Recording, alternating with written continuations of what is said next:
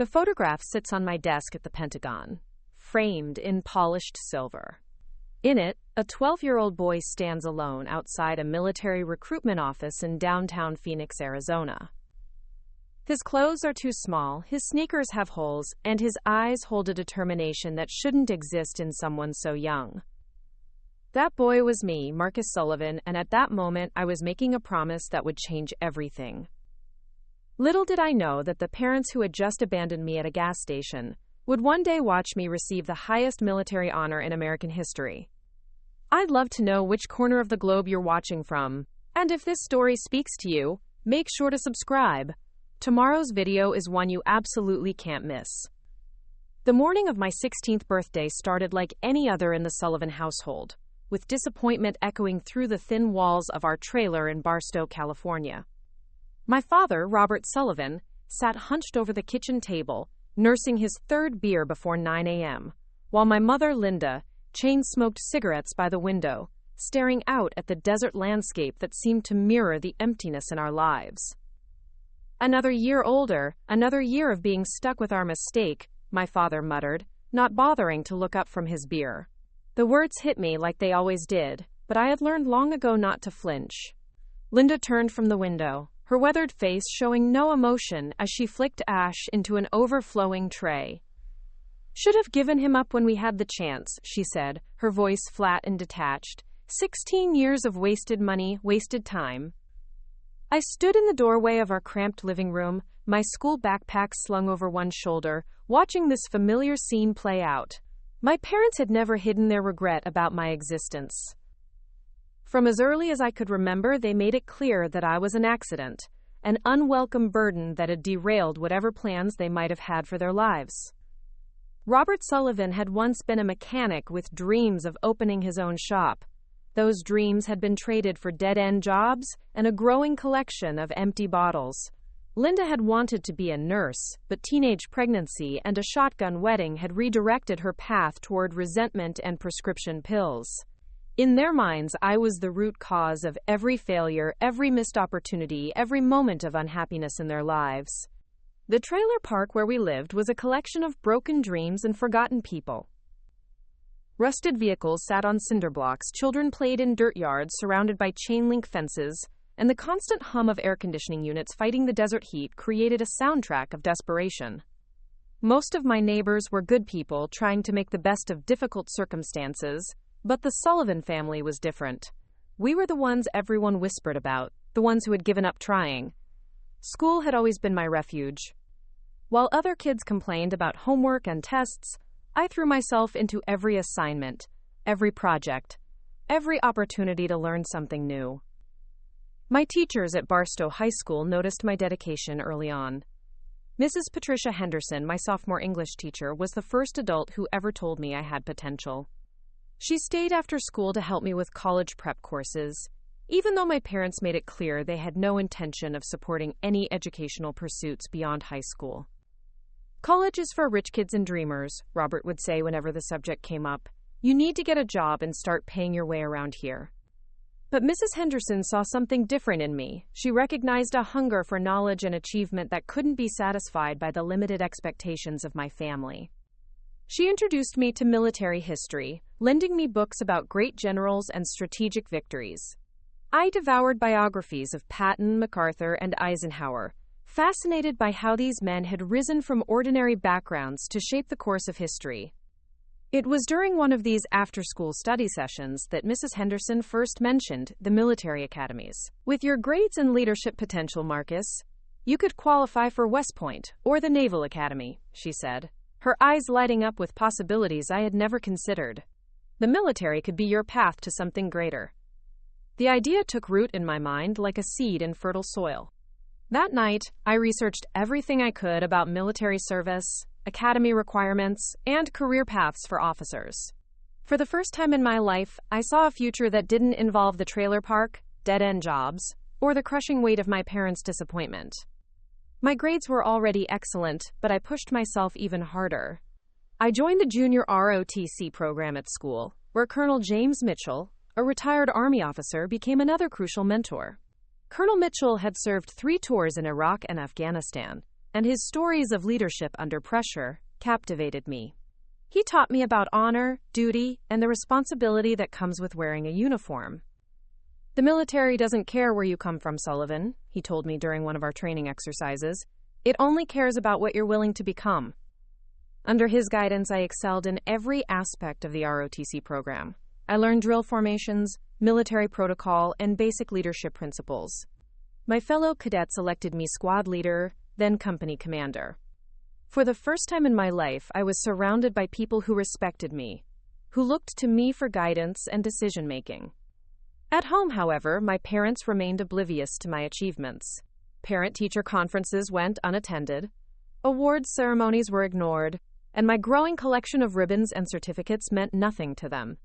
When I tried to share my excitement about being accepted into advanced placement courses or winning academic competitions, they would change the subject or leave the room entirely. The disconnect between my school life and home life became increasingly difficult to navigate. At school, I was Marcus Sullivan, honor student and ROTC commander, a young man with a bright future ahead of him. At home, I was still just their biggest mistake, a constant reminder of dreams deferred and opportunities lost. This dichotomy came to a head during my junior year when I received a preliminary acceptance letter from West Point. The thick envelope arrived on a Tuesday afternoon, and I remember my hands shaking as I read the contents. They were interested in my application, pending final grades, and physical fitness requirements. It was the most important piece of mail I had ever received. I rushed into the trailer, letter in hand, ready to share the news with my parents. I found them in their usual positions. Robert at the kitchen table with his beer, Linda by the window with her cigarettes. This time would be different, I thought. This time they would see that their son was capable of something extraordinary. "Mom, Dad, you need to see this," I said, my voice filled with excitement and hope. "I got a letter from West Point. They want me to apply for admission." Quote. Robert looked up from his beer, his bloodshot eyes focusing on the letter in my hands. For a moment, I thought I saw a flicker of something. Surprise, maybe even pride. But it was quickly replaced by his familiar expression of disdain. "West Point," he said, his voice dripping with sarcasm. "You think you're better than us now? Think you're some kind of hero material?" Linda turned from the window, the letter catching her attention. She walked over and snatched it from my hands, scanning the contents with growing irritation rather than pride. "This is ridiculous," she said, crumpling the letter and tossing it toward the trash can. "We can't afford application fees, uniforms, or any of this nonsense. You need to get your head out of the clouds and face reality." I watched the crumpled letter hit the floor, missing the trash can entirely. In that moment, something inside me shifted.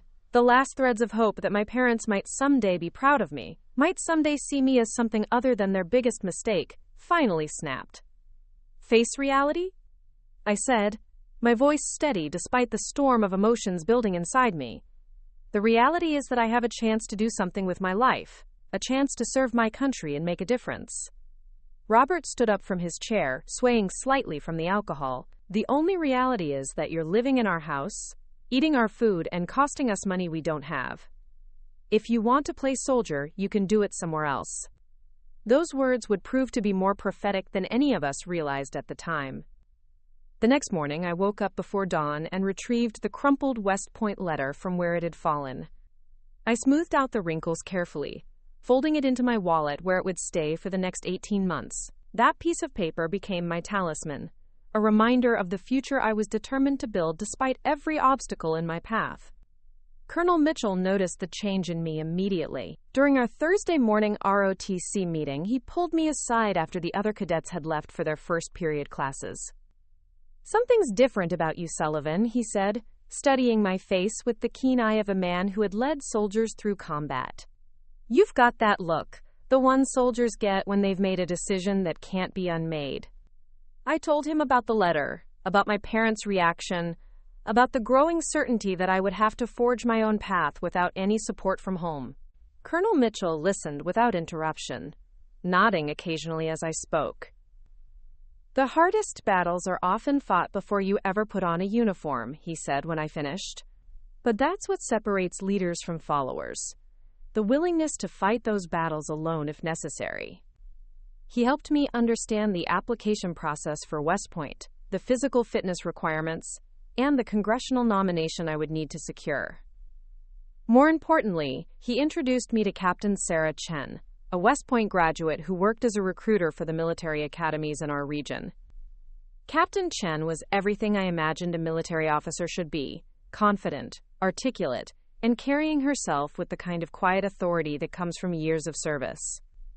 She had graduated from West Point 15 years earlier and had served 2 deployments in Afghanistan before transitioning to recruiting duties. "Your test scores and grades are impressive," she said during our first meeting at the school, "but what I'm really looking for is character, the ability to lead when everything around you is falling apart." She outlined a rigorous preparation program that would occupy every spare moment of my junior and senior years. Physical training at 5 a.m. every morning, leadership seminars on weekends, community service requirements, and maintaining my academic excellence while juggling everything else.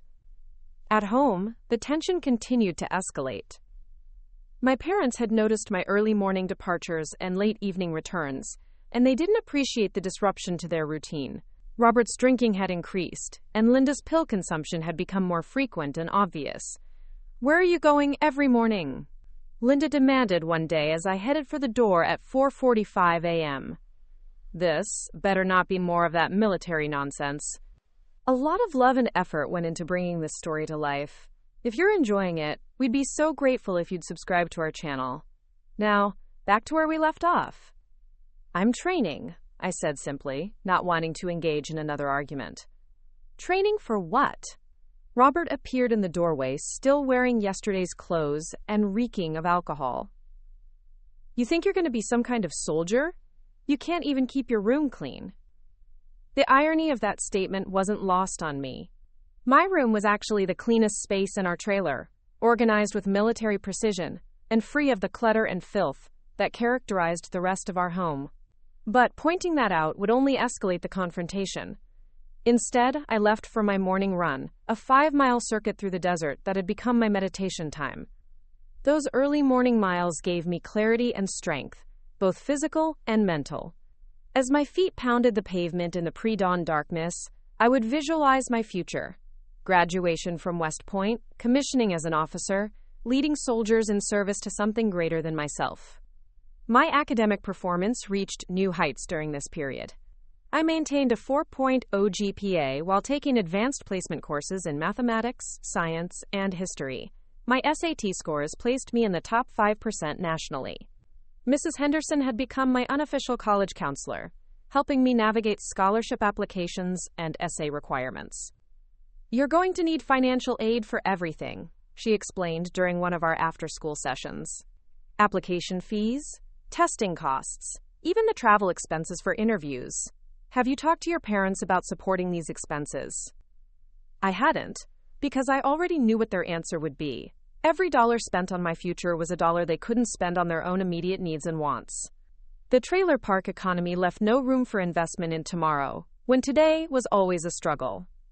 So I got a job. Mario's Auto Parts on the edge of town hired me to work afternoons and weekends, paying minimum wage for organizing inventory and helping customers find parts for their vehicles. The work was mundane, but every paycheck brought me closer to my goals. My manager, Tony Ramirez, was a former Marine who had served in the Gulf War. When he learned about my military academy aspirations, he became another unexpected mentor. "The Corps taught me that success isn't about where you start," he told me one afternoon as we unloaded a delivery truck. "It's about how far you're willing to go to get where you need to be." Tony gave me extra hours whenever possible and taught me about financial planning and budgeting. Under his guidance, I opened my first bank account and began saving systematically for application fees and testing costs. The congressional nomination process proved to be one of the most challenging aspects of my West Point application. Our district's representative, Congressman David Walsh, held interviews for Academy nominations every fall. The competition was fierce, with dozens of qualified candidates vying for a limited number of slots. I spent weeks preparing for the interview, researching current events, studying military history, and practicing responses to potential questions. Captain Chen conducted mock interviews, grilling me on everything from foreign policy to personal motivation. The interview took place in November of my senior year at the Federal Building in downtown San Bernardino. I had borrowed a suit from Colonel Mitchell, and Linda had reluctantly driven me to the appointment after I agreed to pay for the gas. "Don't expect us to wait around," she said as I got out of the car. "Take the bus home if this takes too long." The interview panel consisted of Congressman Walsh, a retired Navy admiral, and 2 community leaders. They asked probing questions about my leadership experience, my understanding of military service, and my long-term career goals. "Why should we nominate you over other qualified candidates?" Congressman Walsh asked near the end of the session. I thought about the question carefully before responding. Because I understand what it means to fight for something you believe in, even when you're fighting alone. I've learned that leadership isn't about having support, it's about creating it. And I've learned that service isn't about personal glory, it's about being part of something bigger than yourself. The Admiral leaned forward in his chair. "Tell us about a time when you've had to lead without support." I shared the story of organizing a food drive at school when the student council had rejected the proposal. Working entirely on my own, I had coordinated with local businesses, recruited volunteers, and collected over 2,000 pounds of food for the regional food bank. The effort had required months of persistence and problem solving, but it had succeeded because I refused to give up. 3 weeks later, the acceptance letter arrived. I had received Congressman Walsh's nomination to West Point, contingent on final acceptance by the Academy itself. The thick envelope felt like validation of every early morning run, every night spent studying, every moment of doubt I had pushed through. This time, I didn't rush home to share the news with my parents. Instead, I called Colonel Mitchell first, then Captain Chen, then Mrs. Henderson. These were the people who had invested in my success, who had believed in my potential when my own family couldn't see it. When I finally did tell my parents about the nomination, their reaction was predictably underwhelming. "So you're really going to do this," Robert said, not phrasing it as a question. "You're really going to abandon your family for this military fantasy." "I'm not abandoning anyone," I replied. "I'm trying to build a future." "Your future is here," Linda interjected, "taking care of us when we get older, helping with expenses, being part of this family." But I could see in their eyes that they didn't really believe that. The truth was that my success made them uncomfortable, because it highlighted their own failures. My achievements served as a constant reminder of what they could have accomplished if they had made different choices. The final acceptance letter from West Point arrived in March, just 3 months before graduation. I was in full scholarship, room and board covered, and a guaranteed commission as an officer in the United States Army upon graduation. That night, I walked out into the desert behind our trailer and called Captain Chen to share the news. "Congratulations, Sullivan," she said, and I could hear the smile in her voice. "You've earned this opportunity. Now the real work begins." Looking up at the stars scattered across the clear desert sky, I felt a sense of possibility that I had never experienced before. In 4 months, I would leave Barstow, California forever. I would trade the trailer park for the hallowed grounds of West Point, trading a family that saw me as their biggest mistake for a brotherhood that would judge me only by my character and my actions. The boy who had been unwanted was about to become something extraordinary. The bus to New York departed from Los Angeles at 6:30 a.m. on a sweltering July morning. I had graduated valedictorian from Barstow High School 6 weeks earlier, delivering a speech about perseverance that my parents didn't attend. Now, with a single duffel bag containing everything I owned and $347 in cash earned from my job at Mario's Auto Parts, I was heading toward the most prestigious military academy in the world. My parents had driven me to the Greyhound station in complete silence. There were no hugs, no words of encouragement, no expressions of pride or concern. Robert had kept the engine running while I retrieved my bag from the trunk, and Linda had stared straight ahead through the windshield, refusing to make eye contact. "Don't expect us to be here when you come back," were the last words my father spoke to me before driving away, leaving me standing in the parking lot with my ticket in hand.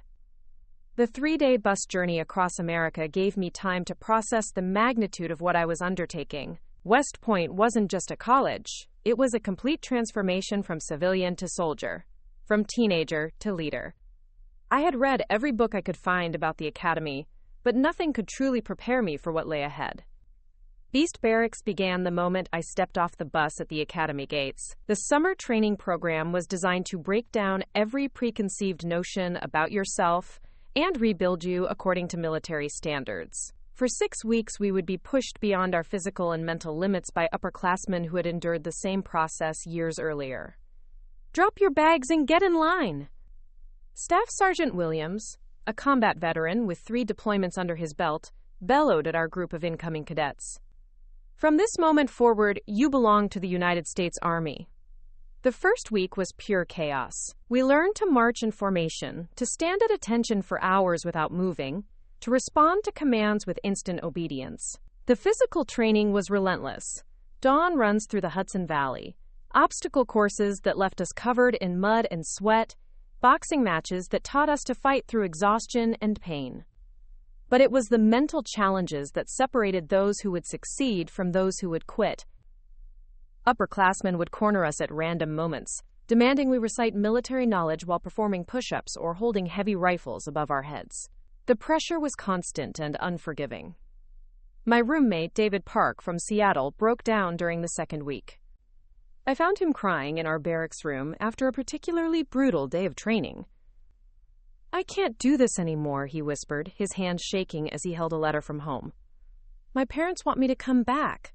They say this isn't worth destroying myself over."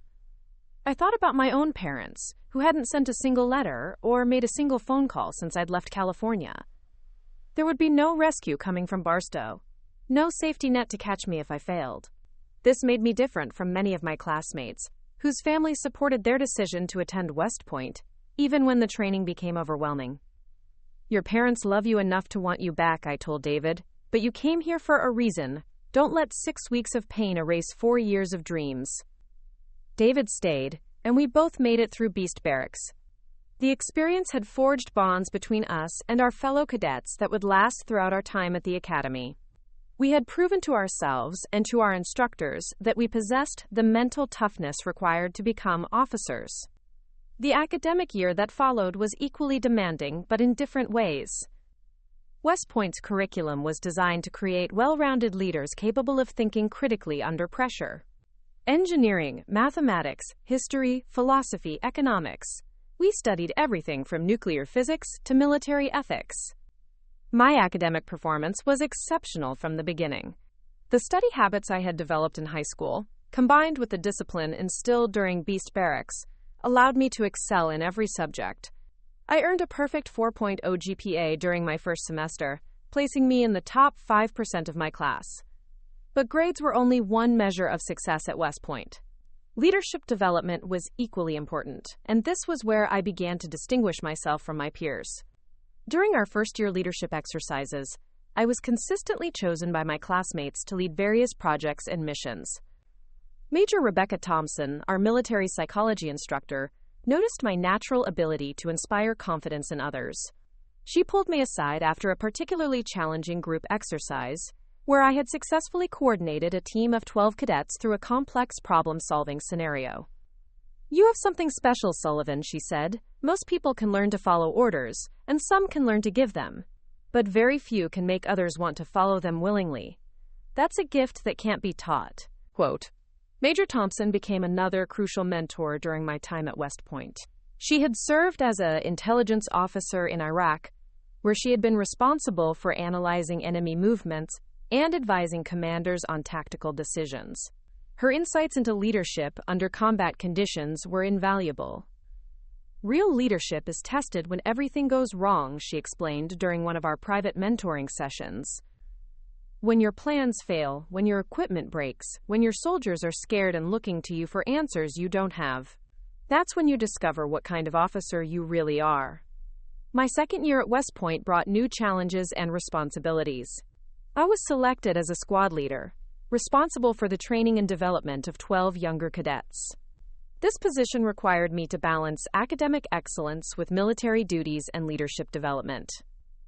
The cadets under my command came from diverse backgrounds, sons and daughters of military families, small-town athletes seeking opportunity, inner-city kids looking for structure and purpose. Each required different motivational approaches and leadership styles. Jonathan Martinez from El Paso, Texas, struggled with the academic requirements despite being an exceptional athlete. I spent countless hours tutoring him in calculus and physics, helping him understand complex concepts through practical applications and visual examples. Amanda Foster from Portland, Maine, excelled academically but struggled with confidence during leadership exercises. I worked with her on public speaking and decision-making under pressure, gradually helping her develop the self-assurance needed to command respect from her peers. These experiences taught me that effective leadership requires adapting your approach to the individual needs of those you're leading. There was no one-size-fits-all solution to motivation and development. During my third year, I was selected for the prestigious International Affairs Seminar, a program that brought together top cadets from military academies around the world.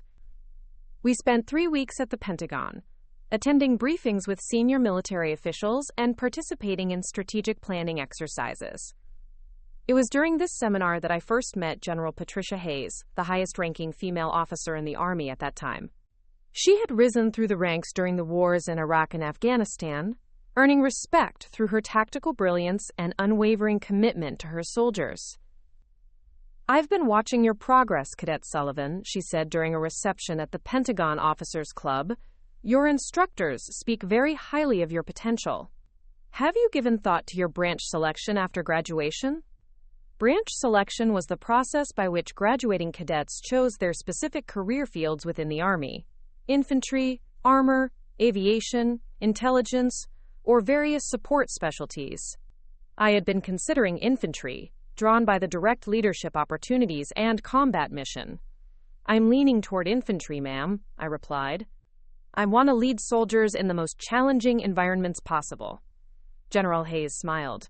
"Infantry is an excellent choice for developing leadership skills, but I want you to consider intelligence as well. The modern battlefield requires officers who can think strategically, who can see the bigger picture, while managing tactical details. You have that capability."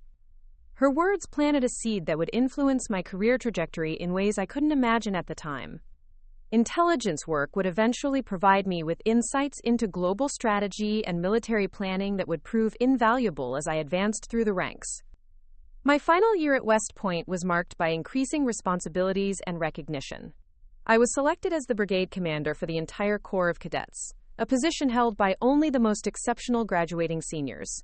This role required me to oversee the training and development of over 4,000 cadets, while maintaining my own academic and military standards. The pressures of senior year were intense, but they were nothing compared to the emotional challenges I faced. Throughout my 4 years at West Point, I had received exactly 3 communications from my parents: a postcard at Christmas during my second year with no personal message, a brief phone call during my third year asking for money, and a letter during my final semester that I almost didn't open. The letter was typical of my parents' communication style, focused on their own problems and needs rather than any interest in my achievements or well-being.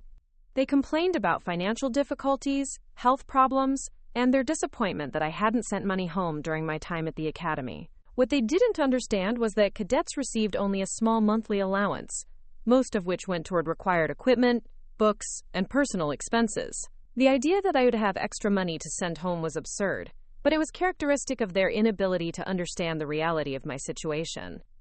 I shared the letter with Major Thompson during one of our regular mentoring sessions. "How does it make you feel?" she asked after reading the brief, cold message. "Like I'm still their biggest mistake," I admitted. "Like nothing I accomplish will ever be enough to change how they see me." "Then you need to stop trying to change how they see you," she replied. "Your worth isn't determined by people who refuse to recognize it. Your value is determined by your actions, your character, and your commitment to something greater than yourself."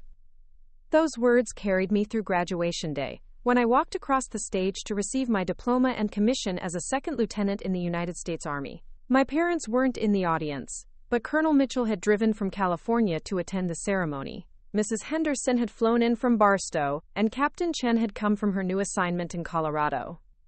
As I raised my right hand to take the oath of office, swearing to defend the Constitution against all enemies, foreign and domestic, I realized that family isn't just about blood relations. It's about people who believe in you, who invest in your success, and who celebrate your achievements. The boy from the trailer park in Barstow had become an officer in the United States Army, but this was just the beginning of a journey that would eventually lead to the highest levels of military command. Fort Benning, Georgia, in August felt like stepping into a furnace. The humidity wrapped around everything like a wet blanket, and the red clay dirt seemed to seep into every piece of equipment within hours of arrival. This was where newly commissioned officers came to learn their trade, and for infantry officers like myself, it meant 3 months of the most intensive military training outside of actual combat. The Infantry Officer Basic Course was designed to transform West Point graduates and Officer Candidate School graduates into platoon leaders capable of leading 30 soldiers in combat. The curriculum covered everything from small unit tactics to weapons systems, from battlefield medicine to military law. My platoon consisted of 24 newly minted second lieutenants from diverse backgrounds. There were West Point graduates like myself, ROTC officers from state universities, and direct commission officers who had served as enlisted soldiers before earning their bars. The mix created a dynamic learning environment where academic theory met practical experience.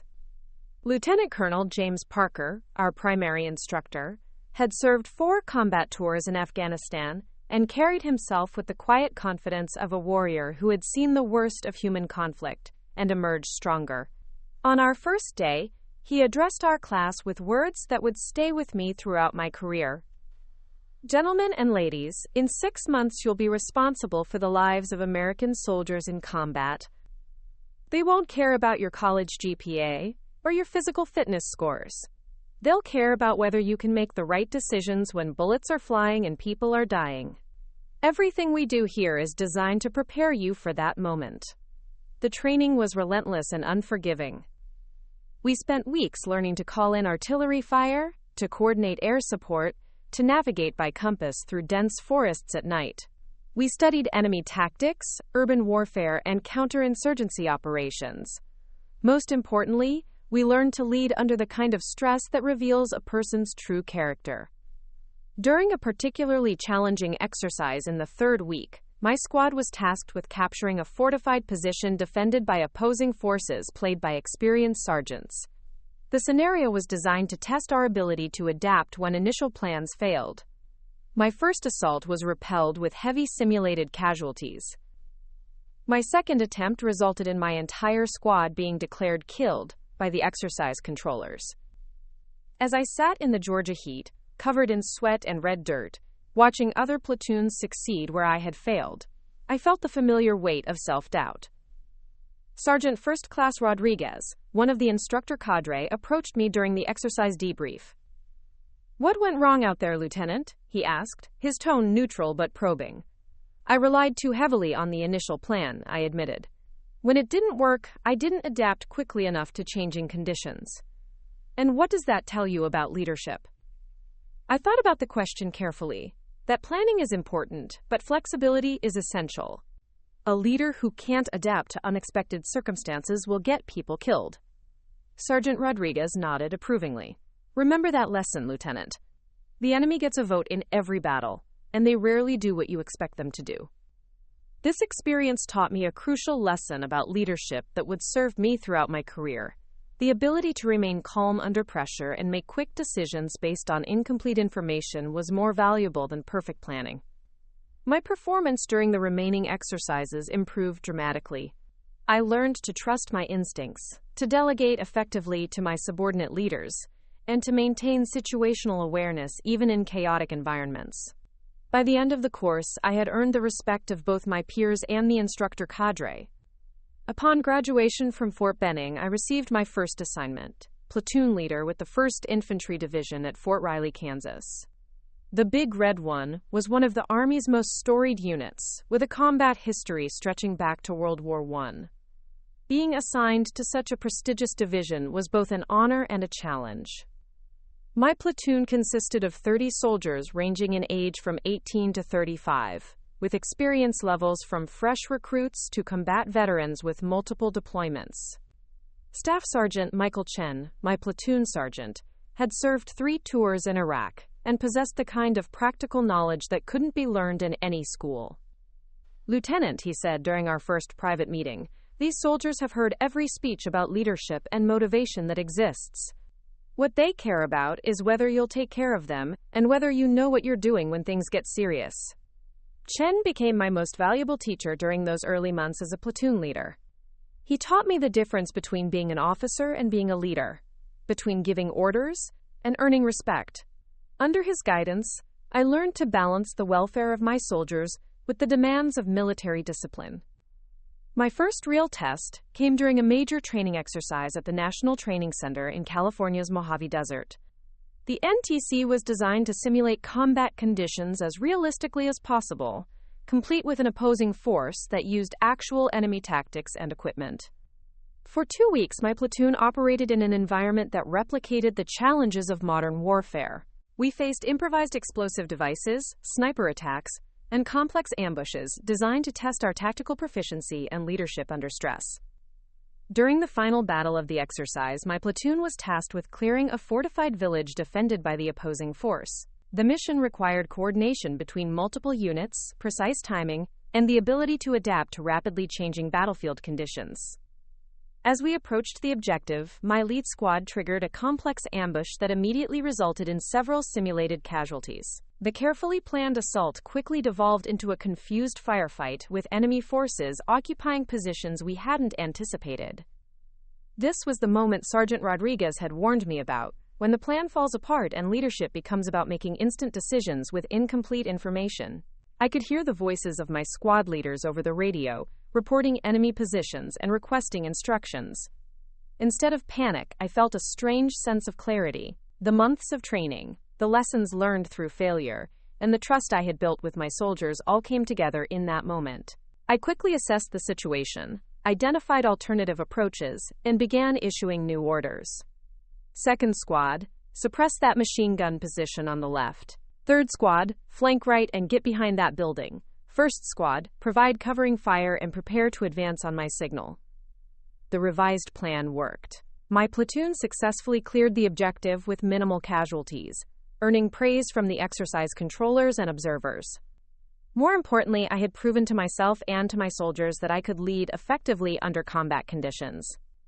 Colonel Patricia Hayes, now serving as the brigade commander, observed the final after-action review, where our performance was analyzed and critiqued. "Outstanding leadership under pressure, Lieutenant Sullivan," she said afterward. "You demonstrated exactly the kind of adaptability and tactical thinking we need in our young officers." This recognition led to my selection for the Army's Advanced Military Studies program, an elite graduate-level course that prepared officers for strategic planning and staff positions. The program was highly competitive, accepting only the top 1% of officers in each year group. The coursework was intellectually demanding, covering advanced military strategy, international relations, and defense policy. We studied historical campaigns, analyzed current global conflicts, and developed theoretical solutions to complex strategic problems. It was during this program that I first encountered the classified intelligence reports that would shape my understanding of global security threats. The world was becoming increasingly complex, with traditional state versus state conflicts giving way to asymmetric warfare, cyber threats, and hybrid operations that blended conventional and unconventional tactics. My thesis project focused on the evolution of command structures in modern warfare, examining how rapid technological change and global connectivity were reshaping military leadership requirements. The research required me to interview senior generals, analyze classified operational reports, and develop recommendations for future force structure. General William Harrison, the four-star general who oversaw the program, took particular interest in my research. "Your analysis of command adaptation is exceptional," he told me during our final presentation. "You've identified trends that many senior officers haven't fully grasped yet. This kind of strategic thinking will be essential as the Army adapts to future challenges." Upon completion of the program, I was promoted to captain and assigned to the Pentagon as a strategic planner on the Army staff. This assignment placed me at the center of military decision-making, working directly with general officers on issues of national importance.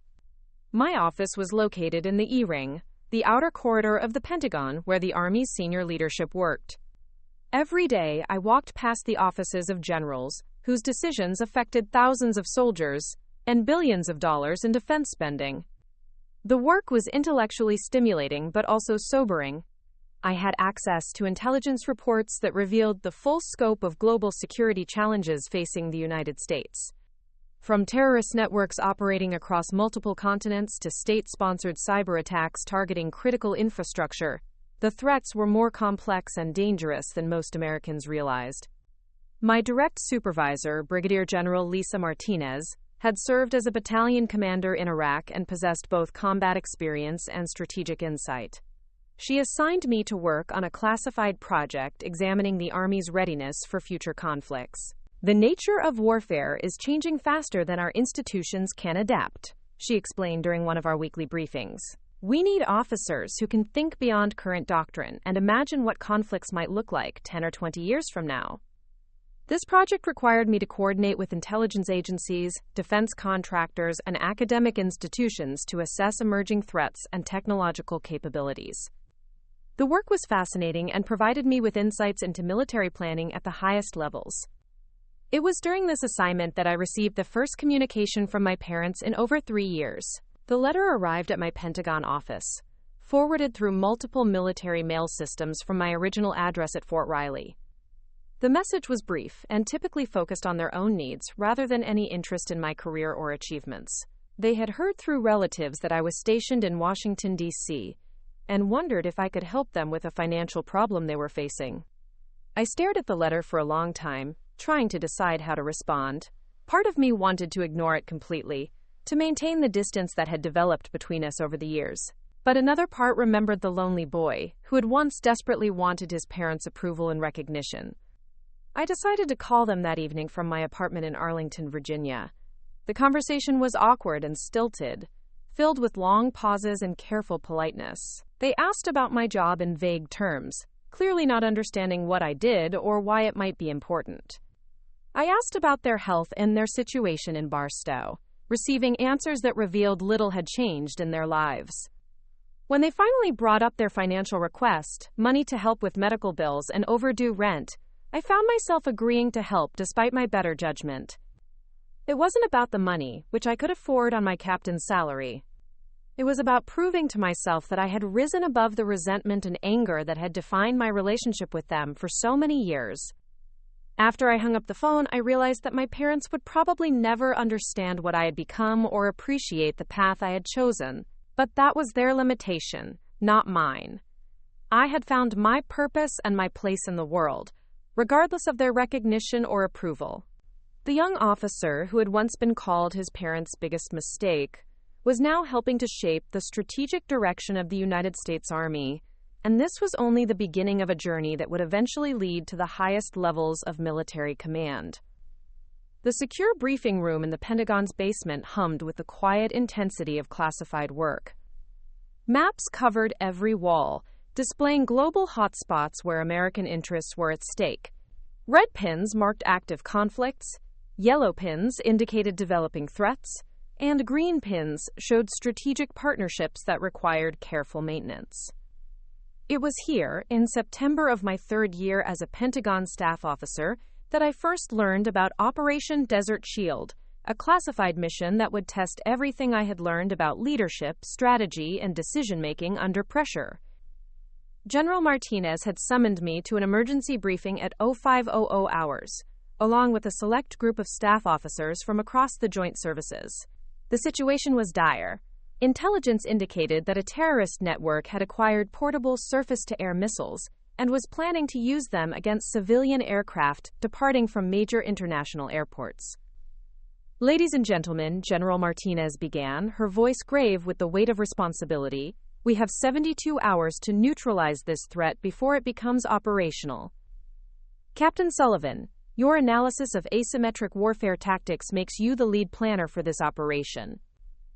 The next 3 days blurred together in a continuous cycle of intelligence briefings, tactical planning, and coordination with special operations forces. Sleep became a luxury measured in 20-minute intervals between meetings. Meals consisted of whatever could be consumed while reviewing satellite imagery and communication intercepts. The complexity of the mission was staggering. The terrorist cell had dispersed across 3 different countries, each with different political considerations and operational limitations. Some allies were willing to cooperate fully.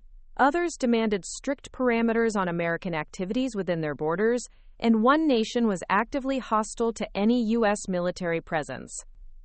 Working with a team of analysts from the CIA, NSA, and Defense Intelligence Agency, I developed a coordinated strike plan that would simultaneously target all known cell members and weapons caches.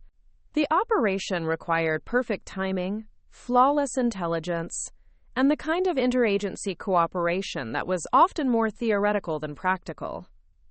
The night before the operation launched, I found myself alone in my office at 0300 hours, reviewing the final mission parameters one last time.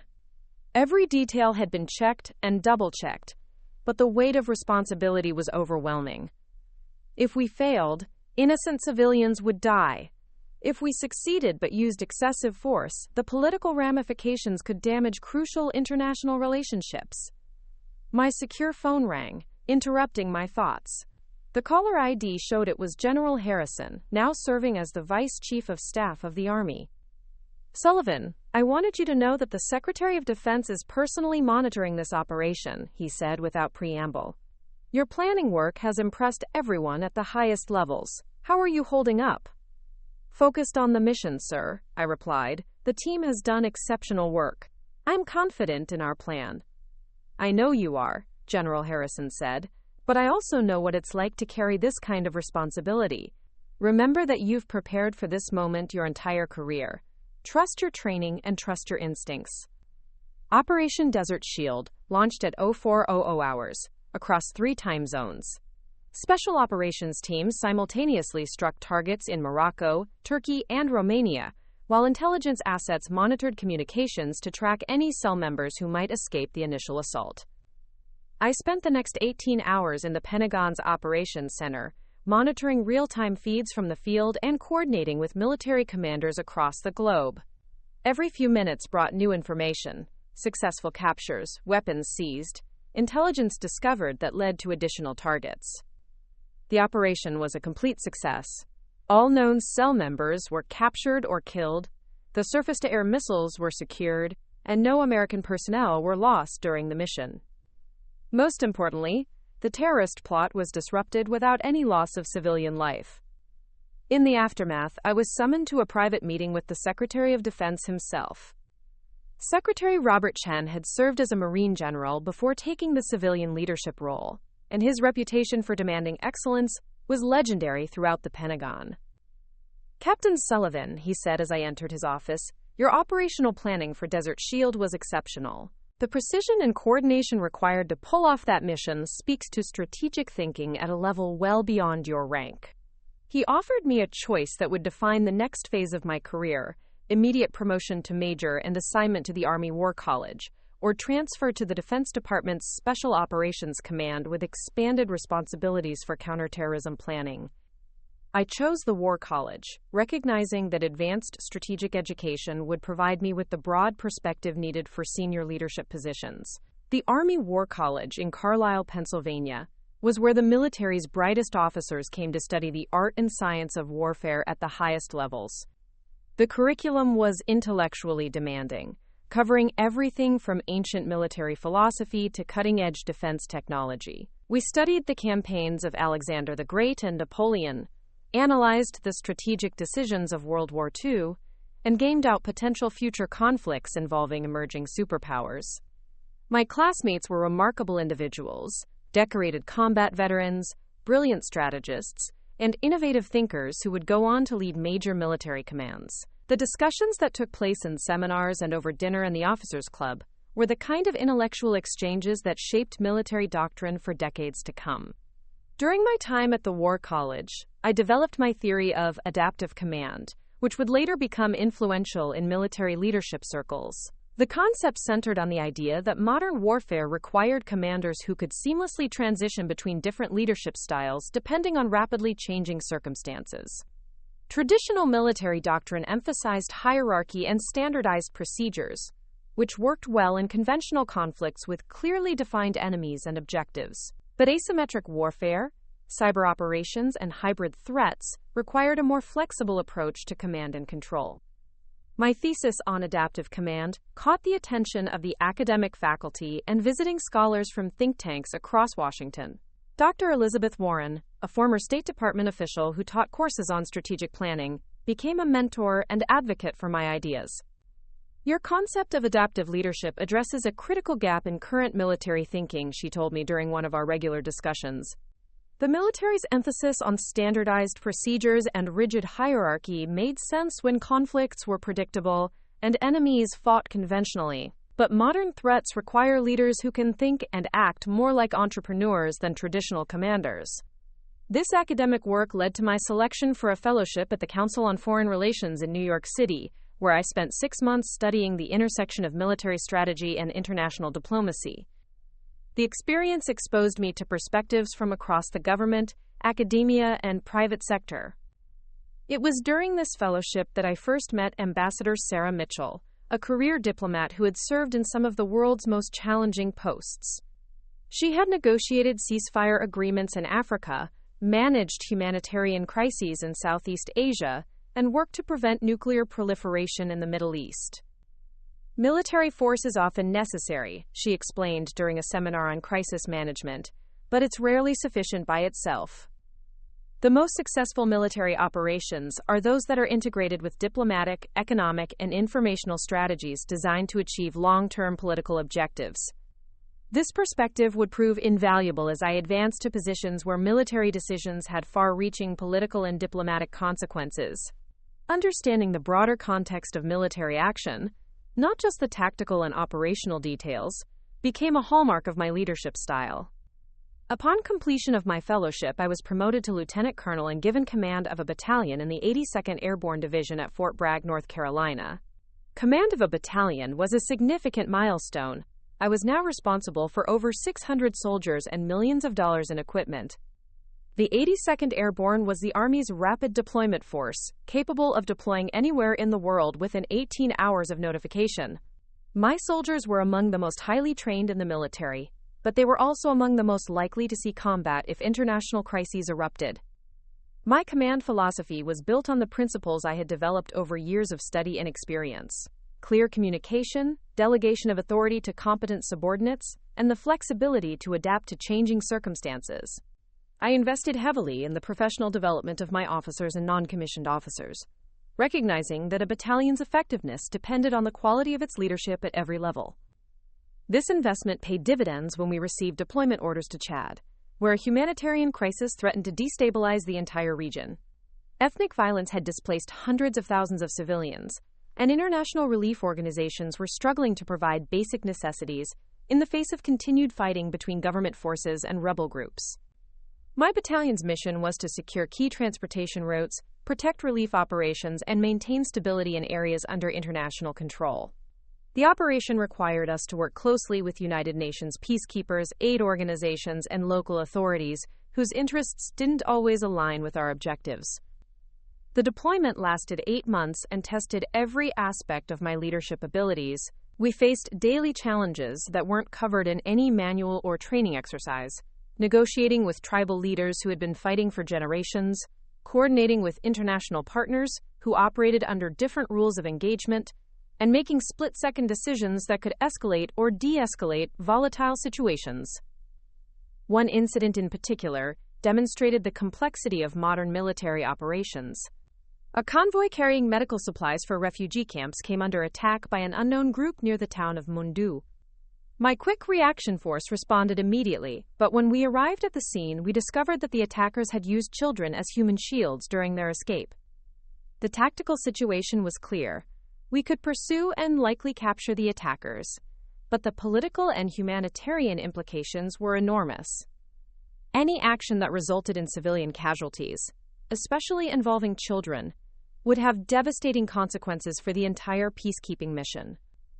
I made the decision to secure the convoy and provide medical assistance to wounded civilians rather than pursue the attackers. It was a choice that prioritized long-term mission success over short-term tactical gains, and it demonstrated the kind of strategic thinking that would characterize my approach to command throughout my career. The deployment to Chad was ultimately successful. We completed our mission without losing a single soldier, facilitated the delivery of millions of dollars in humanitarian aid, and helped establish a framework for long-term stability in the region.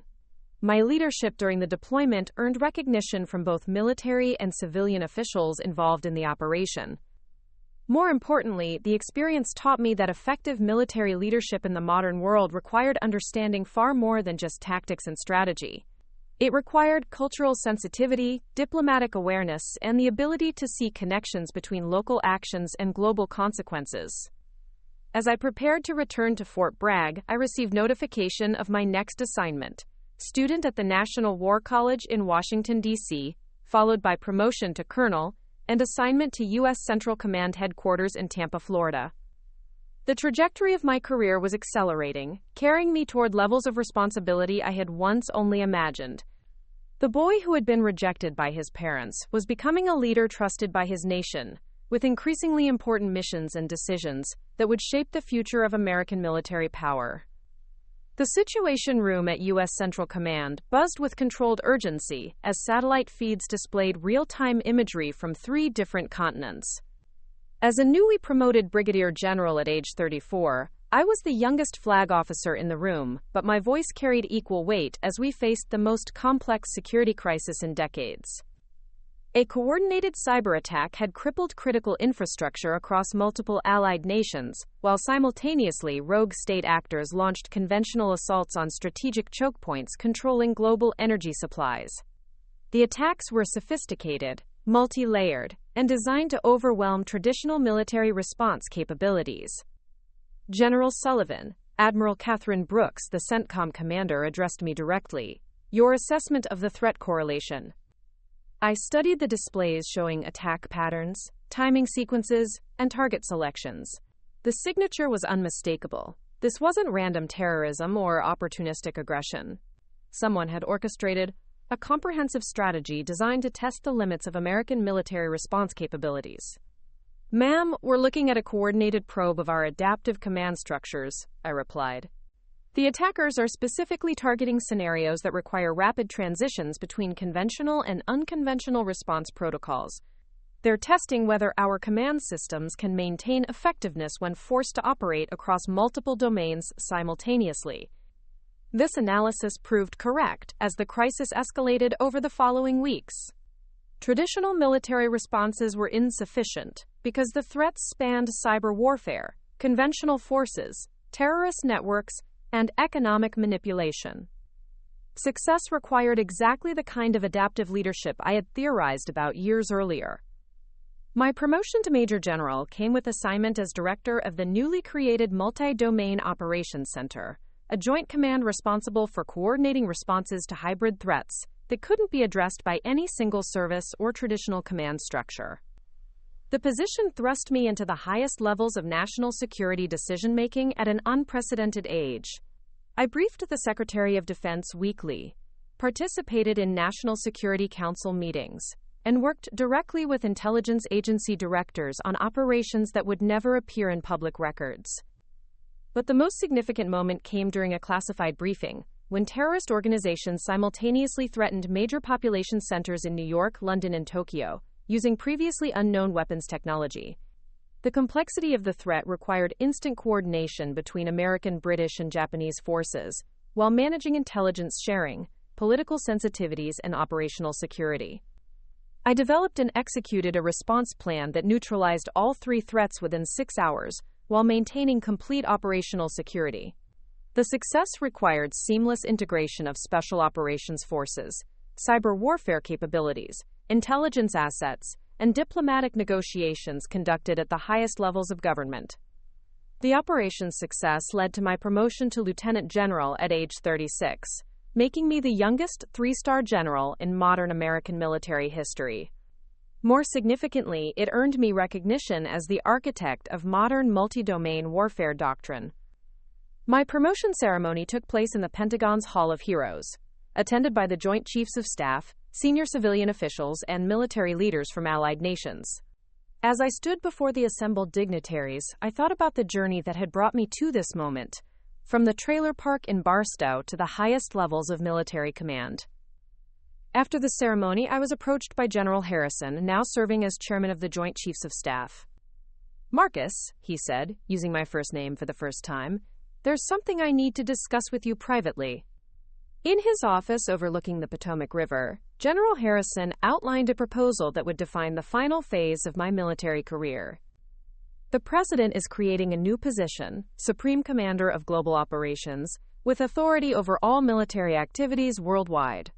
It's essentially a fifth star, the first awarded since World War II. The job requires someone who understands modern warfare at every level and can coordinate between military, intelligence, and diplomatic resources globally. The position would make me the highest-ranking military officer in the world, responsible for American military operations on every continent. At 38 years old, I would become the youngest five-star general in history. There will be significant political opposition, General Harrison warned. Some will argue that no one so young should hold such responsibility. Others will question whether someone without decades of senior command experience can handle the global scope of the position. I accepted the nomination, understanding that this opportunity represented the culmination of everything I had worked toward. Since that day, I retrieved my crumpled West Point letter from the trailer floor. The Senate confirmation process was intense and highly publicized. For 3 weeks, senators questioned every aspect of my career, my strategic thinking, and my readiness for such unprecedented responsibility. The hearings were broadcast live, turning my confirmation into a national conversation about military leadership, generational change, and the evolving nature of global security. Senator Patricia Williams of California, the committee chairwoman, asked the question that cut to the heart of the controversy. "General Sullivan, your critics argue that your rapid advancement represents a departure from traditional military career progression. How do you respond to concerns that you lack the seasoned experience typically associated with senior command?" Quote, "Senator," I replied, "the threats facing our nation today don't follow traditional patterns, and our responses can't be constrained by traditional thinking. Modern warfare requires leaders who understand technology, who can coordinate across multiple domains simultaneously, and who can adapt instantly to changing circumstances. My career has been specifically focused on developing these capabilities." The confirmation vote was closer than expected, 54 to 46, but sufficient to secure my appointment. At my installation ceremony, held at Arlington National Cemetery, I became the youngest five-star general in American history, and assumed responsibility for military operations affecting billions of people worldwide. The moment that completed my journey occurred 6 months later, during a state dinner honoring international military cooperation. Among the invited guests were retired veterans, Gold Star families, and distinguished civilians who had contributed to national security. I was in the receiving line greeting guests and dignitaries when I saw two familiar figures approaching. My parents, now in their 60s, had somehow obtained invitations to the event. Robert looked uncomfortable in an ill-fitting rented tuxedo, while Linda wore a dress that was clearly borrowed for the occasion. They approached hesitantly, uncertain how to address their son, who now held the highest military rank in the world.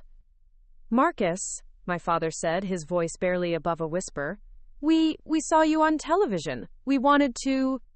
For a moment, I saw them not as the people who had rejected and disappointed me throughout my childhood, but as two broken individuals who had never learned how to express pride or love. The years of hurt and resentment could have justified coldness or rejection. Instead, I stepped forward and embraced them both. "Thank you for coming," I said simply. "It means more than you know." Linda began crying, the weight of decades of regret and missed opportunities finally breaking through her emotional barriers. "We were wrong," she whispered. "We were so wrong about everything." That evening, as photographers captured images of the five-star general with his parents, I realized that my greatest victory wasn't military or professional. It was the ability to forgive, to rise above the circumstances of my childhood, and to become the kind of leader who could inspire others regardless of their background or perceived limitations. The trailer park boy they had called their biggest mistake now commanded the most powerful military force in human history. But more importantly, I had learned that true success isn't measured by rank or recognition. It's measured by your ability to overcome adversity, to lift others as you climb, and to serve something greater than yourself. Standing in that reception hall, surrounded by world leaders and military heroes, I understood that every moment of rejection, every obstacle overcome, and every person who had believed in me when others couldn't, had contributed to this moment. The journey from unwanted child to five-star general was complete, but the mission of service and leadership would continue for as long as my country needed me. As I looked at the photograph now sitting on my Pentagon desk, that 12-year-old boy standing outside the recruitment office, I whispered the same promise I had made that day. I will become something extraordinary. And I had. Looking for more? We've got 2 amazing stories ready for you right on screen. If this one touched you, these are absolutely worth your time. Click to watch them now. And hey, subscribe and hit that bell to never miss our latest uploads.